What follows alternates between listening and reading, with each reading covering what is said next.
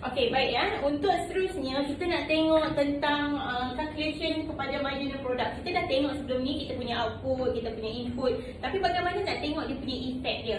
Okey, apakah berkesan tentang kita punya labor dengan juga dia punya output tu dia membawa tak effect kepada kita punya business. Jadi, saya nak panggil volunteer seorang untuk datang tolong saya. Tak ada kan boleh kan? Okey, silakan. Okey, jadi saya nak tanya Ria, bagaimana nak cari marginal product? Apa dia punya formula dia? Perubahan TP bahagi dengan perubahan BC. Baik, okey. Cuba Ria buat. Untuk sini, ini zero lah sebab kita tak ada labor, of course kita tak ada output juga. Okey, bila kita ada seorang labor, kita ada seorang pekerja, kita boleh producekan 5. Tapi bagaimana dengan kita punya marginal kita? Okey, kita Perubahan TP bahagi perubahan BC. So nak cari ni okey. 5 tolak dengan kosong Okey. bahagi 1 tolak dengan kosong. Oh, betul. 5 bahagi. Jadi di 5 bagi 1 jawapan dia buat cara ni supaya kawan-kawan yang lain boleh nampak dengan jelas lah. Okey, 5. Kemudian kalau nak cari untuk labor yang kita ada 2 orang labor, kita boleh produce 15 dan berapa marginal kita? Kalau ni 15 Okey. tolak 5 Okey. 2 tolak 1. Jadi 10. Jadi 10 lah kan? Sini dapat 1. Boleh dia habiskan ke? Boleh. Okey. Terus pun boleh. Kalau kata nak boleh tulis atau nak kira dulu. Okey.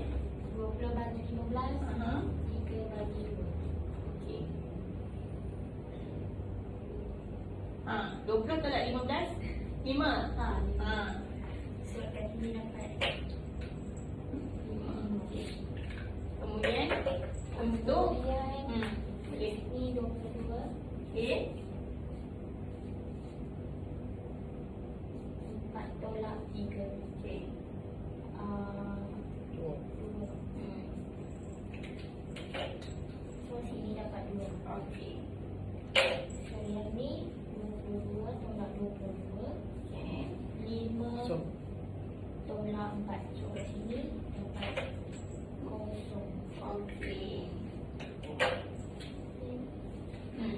Berapa? 18 tolak 22 bagi dengan 6 tolak 5. Dia akan dapat negatif kan? 4. Okey.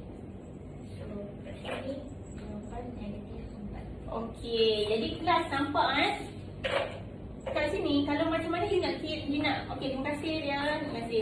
Okey, untuk marginal ni kita boleh nampak kat sini di mana dia kata law of diminishing, kita nak tengok kat mana dia punya angka tu, figure tu telah menurun dan naik semula. Okey, jadi kita tengok dekat kita punya graf kita ni, kita punya table kita boleh nampak kita punya label ni bermaksud kita punya bilangan pekerja kita lah. Jadi dia telah masukkan apa kita panggil macam figure kita pada marginal product. Kita tengok sini, saya bagi contoh ya. Kalaulah kita hire seorang pekerja, dia boleh produce output dia ataupun pizza yang dihasilkan adalah 5 biji. Kemudian kita tahulah of course marginal product dia boleh hasilkan 5 biji. Kemudian saya tambah pula pekerja dia jadi 2 orang. Dia boleh produce 15 biji. Bermakna daripada seorang tadi kepada 2 orang, perbezaan tu, tambahan pizza yang dihasilkan menunjukkan nilai 10. Daripada tadi 5, kemudian boleh produce 15, maksudnya lebihan tu 10 lah kan? Yang dia boleh produce. Maksudnya kat sini meningkat productivity dia. Jadi kita boleh nampak peningkatan kepada dia punya productivity. Bagus kan maksudnya? Okay, instead of 5. Kemudian kita kata, kita nak tambah lagi lah orang supaya lagi banyak dia boleh produce. Kemudian apa yang berlaku? Apabila kita buat calculation, kita dapati apabila kita hire 3 orang, dia boleh produce 20 biji sahaja. Kita bandingkan pula dengan pekerja yang boleh hasilkan 15. Maksudnya berbeza tau. Nampak tak? 20 kat sini boleh produce 20. Tapi kalau 2 orang boleh produce 15. Maksudnya kat sini dah menurun sikit. Kan sepatutnya pelik tak? Sepatutnya kalau 3 orang lagi lah banyak boleh produce tapi dia menurun. Maksudnya kat sini dia dah tak produktif. Ini kita panggil stage yang baru lah, kita panggil stage yang kedua. Tadi stage yang pertama. Stage yang pertama dengan kita panggil law of diminishing. Maksudnya bila you tambah pekerja, walaupun kita tambah tapi dia boleh produce lebih. Tapi ini bila stage yang kedua, you tambah pekerja tapi sebenarnya produktiviti awak tak bagus.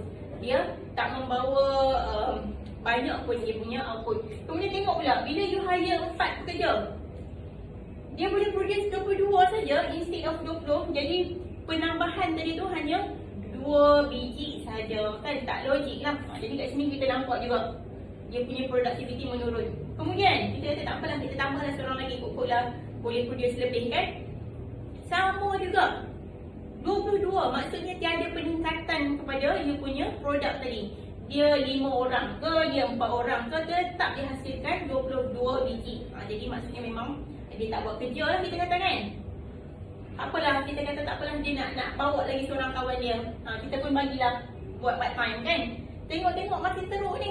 Instead of 22 boleh hasilkan, tapi pada hari tu 18 biji je. Maksudnya kurang. Nampak negatif 4. Dia kurang produce you punya pizza tadi. Jadi inilah kita panggil konsep law of diminishing, di mana kita nak tengok di titik point mana, pekerja mana, waktu input mana yang kita patut hire supaya kita mendapat increase kita punya productivity. Jadi kat sini tak mana point yang bagus? 2, betul. Di mana 2, walaupun 2 pekerja tapi dia boleh hasilkan dalam banyak, dan juga dia punya perbezaan dia tu paling tinggi lah kan, 10 perbezaannya. Okay, so ni faham Faham. Okay,